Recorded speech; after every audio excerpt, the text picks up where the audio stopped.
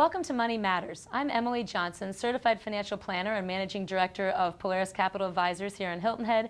I'm going to be joined later today by David Kroll to discuss the latest mortgage initiatives, endearingly called HARP, and how it's going to affect our local real estate market. But before we do that, I'd like to talk a little bit about what's going on market-wise this week and over the past week. So, of course, abroad, we still have concerns over what's going on in Greece. We're hoping that a resolution is going to be forthcoming as we film this today on Tuesday. However, we've seen some of that concern spread over to Italy, and mostly where you see that, if you want to try to find some kind of a measure of what that concern is or the fear over there, you can really see that in Italian bonds, and specifically you want to look at the Italian 10-year bond. The level or the interest rate on that we call sort of the fear level is approximately 7%. So to sort of gauge what the fear is of this contagion of what's happening in Greece spreading over to Italy, you really want to kind of keep an eye on that level, and that's what we're looking at right now, and it's pretty close to that level at this point. So we're certainly keeping an eye on that and seeing what the impact is going to be on Italy, but still hoping for a resolution, hoping that that will be forthcoming soon. However, really on the positive side, domestically, we've actually had a lot of positive news, which has probably been overshadowed by what's been going on in Europe. Most notably, we've certainly seen surprisingly strong earnings over the last month or so. It's been coming out just as the third quarter earnings that we've seen recently announced. Surprisingly strong, and also important there is most of the companies are not guiding down for the fourth quarter, which means that they're expecting a strong fourth quarter. That's not what happened in the second quarter. We had strong earnings then, and they guided down into the third quarter. We're seeing the opposite now, so we're pretty hopeful that the fourth quarter, especially following the difficult quarters that we had, the difficult months that we had in September and October, the fourth quarter should be strong. So that's number one. Number two, another good sign that we're seeing is that oil prices are increasing. That's actually usually a predicating or a predictor of a strong economy, again, coming into the fourth quarter. So that's a good sign. While it might not be great for you when you fill up, it's actually a good sign when it comes to the economy. Also, the S&P has actually broken out of its most recent trading range. We had sort of been stuck in a specific range, bouncing back and forth. We've recently broken out of that and are trading at a new range, much higher than we were even at the start of this European conflict. That's a positive. And lastly, we're seeing financial stocks start to rebound. They certainly got hit pretty difficultly or hit pretty hard in September and October. We're seeing them start to rebound. Financial stocks typically lead us out of difficult economic environments. Seeing them rebound has been very strong. So in spite of what's going on in Europe and in spite of all the commotion and the noise that we're hearing over there, domestically we're actually hearing and seeing a lot of good news. So we're expecting to have a strong fourth quarter and looking forward to that. Of course, our next focus is going to be on the November 23rd deadline for our super committee discussing our budget deficit. Hopefully we'll see a big number come out of that super committee. The number that they need to reach is $1.4 trillion in a reduction of our national debt. We're hoping that they might come out with a big number, say $3–4 trillion. If they do that, we're expecting a big rally in the market. Hopefully they'll come out with at least that $1.4 trillion number, though, and we'll see where we go from there. So that's what's going on domestically, over in Europe. Please stay with us. We'll be right back with David Kroll discussing HARP. This is Money Matters, and I'm Emily Johnson, and we'll be right back.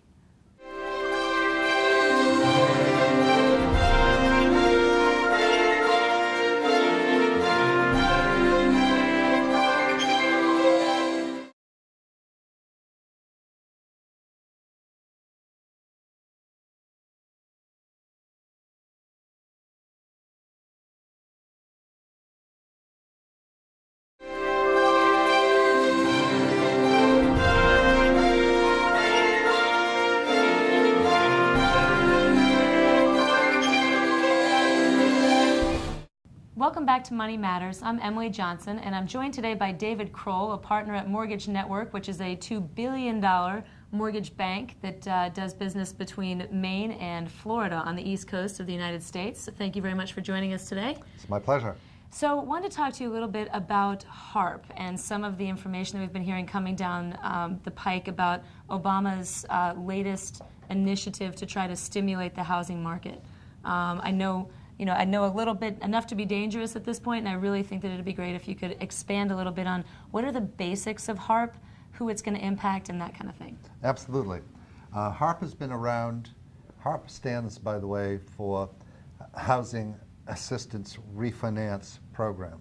And it's been around. That's much better than the EFTPS or whatever. Right. I like that. And it's been around since the spring of 2009, and it is an effort to empower Fannie Mae and Freddie Mac to lend to people who are underwater in their houses. Okay. So people who, through no fault of their own, they have perfectly good credit, they have perfectly good income, they've done everything right, and the only thing that's gone wrong is that the value of their house has come down and down and down until it's very nearly the same as their mortgage or even below their mortgage. And so that's what HARP is. What percentage of homeowners are still in that conundrum? It's got to be a large percentage. It goes market to market. In our own market here in Hilton Head, I would conservatively estimate 30 to 35% of people are at a unlendable level or underwater without the assistance of HARP. So now, how was HARP different in 2009 from what this recent offering is now?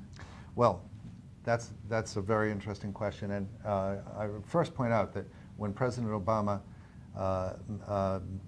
brought it to the world, about 4 weeks ago, 3 weeks ago, he was talking about something that was going to happen. It hasn't happened yet. Does it need approval? But it's an executive order, No, it's correct? an executive order, so it's going to happen on November 15th, and only then will we know the exact terms. However, it's the old HARP program, which allows Fannie and Freddie to lend to houses whose value has dropped. Okay. But it's on steroids. So, and by steroids, I mean if your mortgage is $100,000 and your house has sunk to $50,000 in value, you can still get a mortgage. and some of the other things that I read loosely about it, the documentation that was required previously is no longer going to be required. You don't need to show as much income as before. You don't. I mean, what is the no-doc component of this part? The no-doc component doesn't have to do with human beings. It has to do with institutions. Okay. The documentation for human beings will be exactly the same, for borrowers will be exactly the same as before, we think. However, a bank such as ourselves who writes the new HARP on steroids, with loan to values going up to 125% or even 150%, our risk, our documentation risk when we sell to Fannie Mae will be less. So the likelihood of Fannie Mae kicking the loan back to us is greatly, greatly reduced. Now, what is their ability to do that? What is the ability of Fannie and Freddie to actually kick that back to you now? I mean, if they come back and they say, I'm sorry, you or any other originator or servicer, what is their ability to do that? What are the parameters in which that can happen? The agreements that we enter into with Fannie and Freddie and with the major servicing banks involve hundreds of what are called warrants and representations, warrants and reps.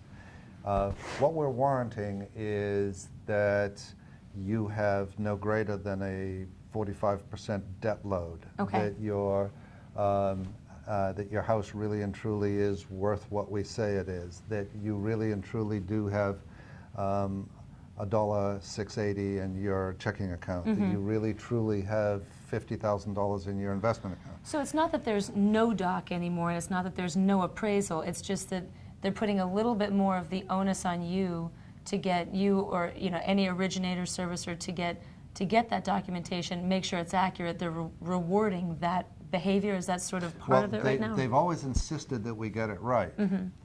But what they're saying under the new HARP program is that they're not going to penalize us in the same fashion in the future. In other words, when we ask you for your income, we're not going to have to go to the depths and levels that we have had to in order to execute a HARP transaction. And as far as appraisals go, I mean, that just seems like, it can come in all over the place. So how do you handle appraisals at this point, specifically with HARP? Is it just, it is what it is, or do you do 2 out of 3? I don't mean these to be ridiculous questions, but you know, I work a lot with people that wind up having to get appraisals for various situations, and it's a crapshoot. It's a complete crapshoot at the moment. The core issue that's facing financing in this market is appraisals at the moment.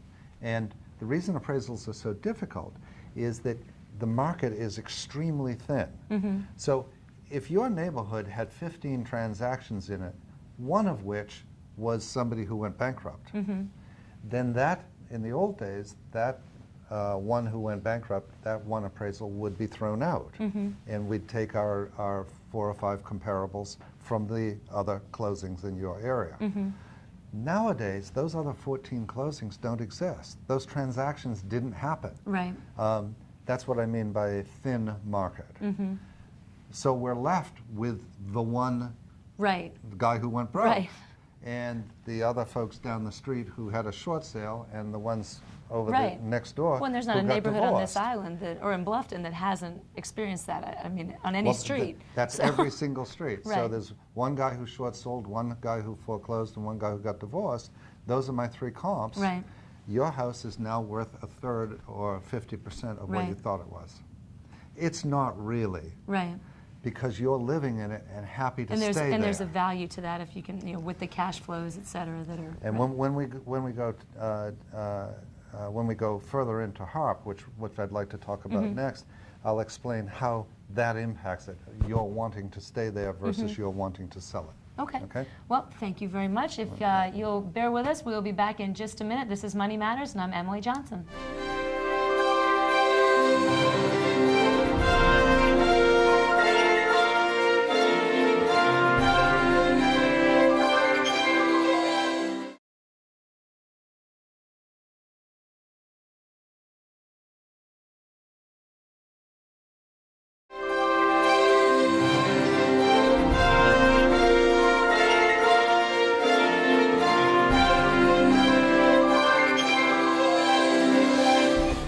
Welcome back to Money Matters. I'm Emily Johnson, and I'm again joined by David Kroll, and we are discussing HARP and other mortgage initiatives. So David, tell me more about just what is the general goal of HARP, and what is the overall structure of the program?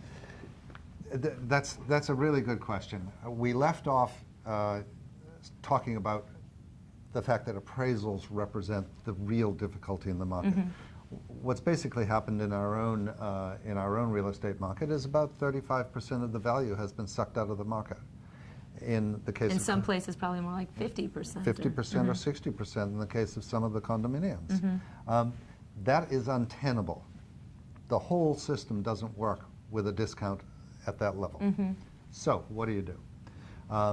Think of it in broad terms. Think of the role that real estate plays in your life. Think of your own home. Your own home is a home that's expensive for you to live in, and you love it. It used to be an investment. So it's expensive for you to live in, and you love it. It's expensive for you to live in, and you come to hate it. You know, so expensive and love it, expensive and hate it. It's relative to your income, inexpensive to live in, and you love it, or it's inexpensive to live in and you hate it. Okay, so those are the quadrants that you can fall into. HARP helps you with expensive and love it. Okay. Because it allows us in this wonderful real estate environment to reduce the cost of your housing. Well, that's a really interesting way of putting it. So when they say that they expect that it will help, I mean, the assumptions I've seen are approximately 1 million people or so, and I guess HARP 1 also assisted about 1 million people. So that's probably appropriate for that number that fall within that quadrant. And absolutely. Then when you move to expensive and hate it, those people are underwater. The expensive, you find the housing expensive. They're going to let it go anyway. They're going to let the house go. Right. Inexpensive and love it, they're off the radar and keeping their head down because they don't want to get hit with a bullet here. Right. Expensive and love it. And, excuse me, inexpensive and love it. And inexpensive and hate it, I don't know who those are. That's interesting. I'll be curious to see what kind of a floor, what the impact is as far as placing a floor in certain markets. Now, what do you think the difference is going to be between the jumbo market and the whatever you call non-jumbo market or the lower market. Does this apply to jumbo, and do you think there's going to be a difference in the floor that's placed in each of those markets, or the impact? This does not apply to jumbos. And it does, however, apply to non-jumbo, which is loans below $417,000. So our area is still 417 for jumbo. That's correct. Okay. Yes, and it does not apply to jumbo mortgages. It can be used for second homes and for investment properties, but it rarely is because there are big fees attached.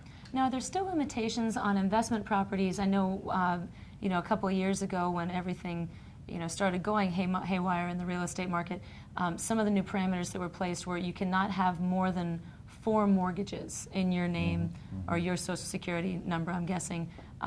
So would that apply here too? If you have lots of investment property and you're trying to refinance under HARP, would you still be stuck if you wind up with more than 4 mortgages in your name? Yes, I mean there are there's probably 100 gotchas, and that's one of the gotchas. If you own more than 4 financed properties, you can't refinance.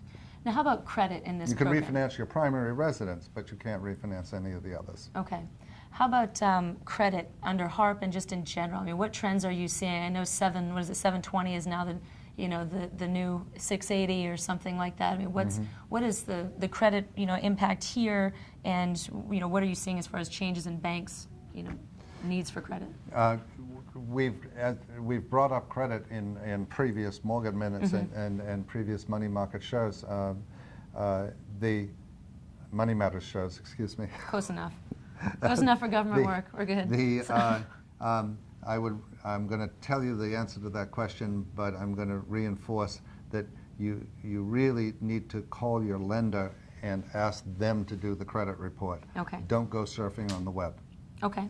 It's very dangerous. What matters to them is different from what's going to matter when you just go to Experian and... Exactly. Okay. The new gold standard is 740. 740. Okay. It was 720, it was 700, it was 680, it was 660. When I came into the business, it was 640.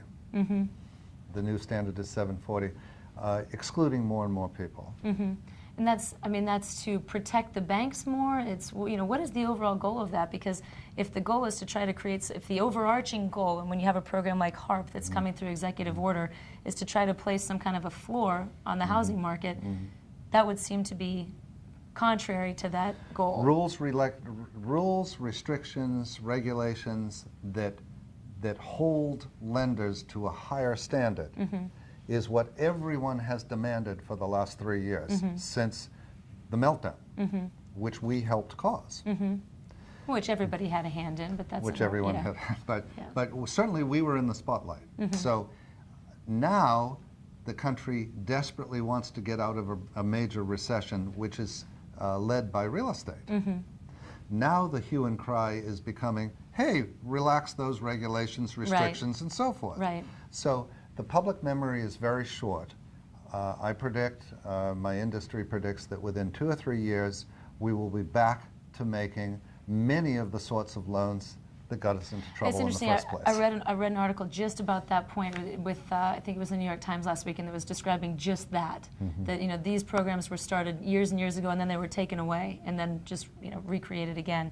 So just a couple last questions here. Just local mortgage market or local real estate market when it comes to mortgages. Tell me about the impact that some of the plantations that have clubs associated with the plantations, that there's a lot of real estate that's there not just going for 50% or 50 cents on the dollar, but for 0 cents on the dollar, some of the lots. So what is the impact in the mortgage market on those properties? Is anybody lending against those properties right now? If you want to buy a house in one of those plantations right now, can you get a $250,000 mortgage on a $500,000 house in, say, a Colleton River or something along those lines? Absolutely no problem. Really? All of the major PUDs, the major planned unit developments, which we call plantations around here. Sounds prettier. Yes, sounds prettier. Every single one of them we are lending in every single day. There is absolutely no problem. Hilton Head, remarkably, and Bluffton have avoided being designated as declining markets by the capital markets in Washington, by And Fannie overall Mae, impact by of that Freddie is Mac. what? The overall impact is that we are hands-free in lending in all of the real estate in this area. Great. What we cannot do very easily is lend on lots. Very, very few banks in the area are lending on lots, and those that do are looking for 30 and 40% down. Mm-hmm. And when you consider that a $300,000 lot would probably be selling for 100 today, Mm-hmm. and that the bank is willing to lend 60, Mm-hmm. that's a pretty That says conservative something. loan. That's interesting. And so the sort of toughest deals are lots. But the moment that a builder puts a house on that lot, Opens the floodgates. opens the floodgates Yep. all over again, because I'll give you a recent example. Actually, I think we're probably going to need to cut it Okay. short here. But you Enough definitely need from to come me. back and discuss this again, because obviously we have a lot more that we want to talk about. But the bottom line is that with this new program, when it actually comes down the pike, which should be shortly, anybody who has a mortgage, whether they know if it's through Fannie or Freddie, if they're the investors or not, should really come to you, bring their statement, and see what the opportunities are, because it might open up some new opportunities for them. Absolutely, Okay. absolutely. Okay, fantastic. Sorry to cut you off again, but he will be back, obviously. So thank you very much for joining us. I'll be right back with a quick close to Money Matters. I'm Emily Johnson, joined by David Kroll today, and we'll be right back.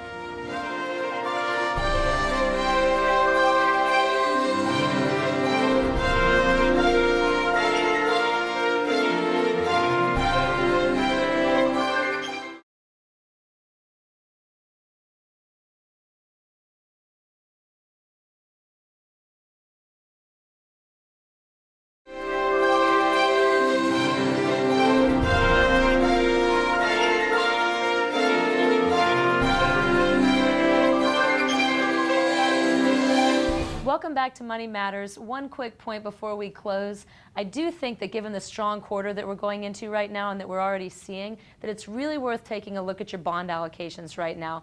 Muni bonds, treasury bonds, any kind of corporate bonds that you have right now, and taking a look at the size of that allocation relative to your entire portfolio, and perhaps starting to pair some of that off and starting to look at some values and equities. That's sort of my only action item or thing that you might want to look at for the week. Other than that, I hope that you've enjoyed the show today. I definitely did.